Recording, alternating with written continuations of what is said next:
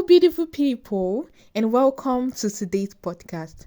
Today, we'll be diving into one of Nollywood's most talked about legal dramas, the Domitilla saga.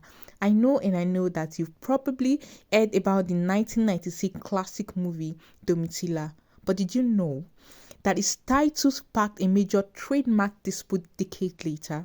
Today, we'll unpack what happened, the legal battles, and why this matters for Nollywood and intellectual property rights in Nigeria, as well as my opinion on this case. Trust me, you don't want to miss this one.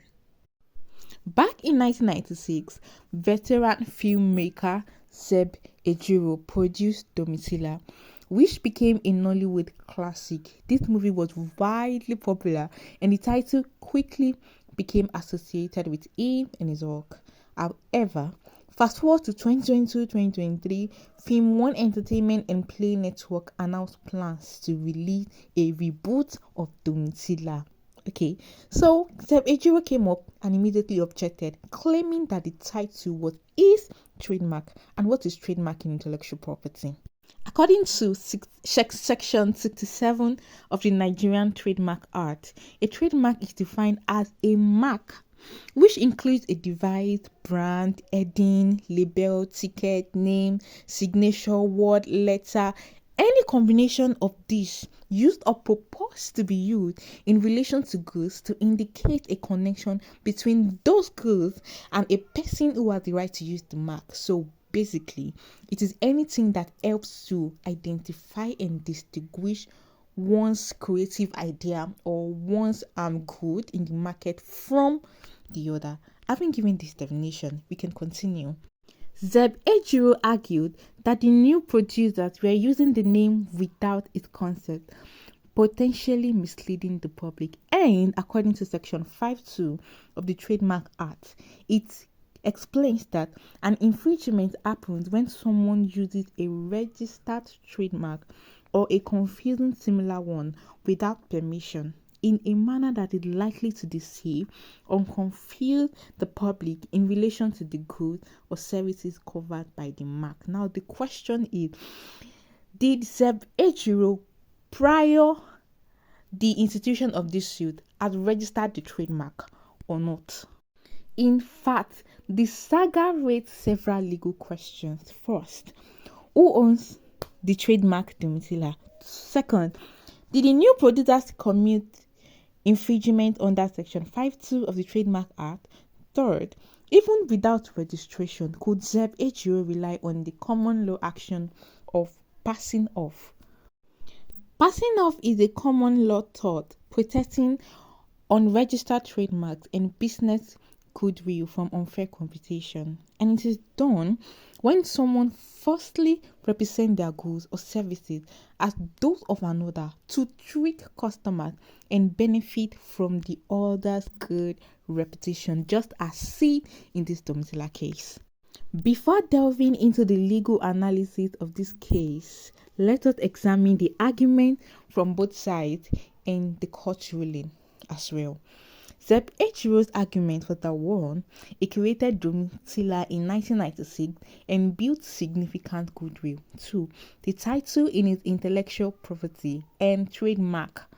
Third, using the name without consent amounts to infringement and passing off. And four, he sought a restraining order to stop the reboot, as per he has exclusive right to the production of Domitilla and to the use thereof. The defendant, FilmOne and Play Network's argument, on the other hand, was that one, the title was not exclusively owned by Zeb Ejiro under Nigerian Trademark Law. Two, they believed they had the right to produce the reboot. Three, Nollywood titles are rarely registered, as we all know, so claiming exclusive rights was questionable. And four, they argued their use was not intended to mislead the public. The court ruled the Federal High Court granted an interim injunction in Zeb's favor, halting the reboot release until a final decision. Separately, actress Anne Njemanze had registered Domittilla and device in 2020. The Trademark Tribunal later revoked her registration, ruling it was granted in error and in bad faith. Now, let's break this down legally. What does the Trademark Act provision gives or talks about this case? The first would be prior use and ownership. Section 7B of the Nigerian Trademark Act covers prior use rights, and it says that when someone who used a trademark in good faith before another person's registration can continue using it and defend against infringement claims.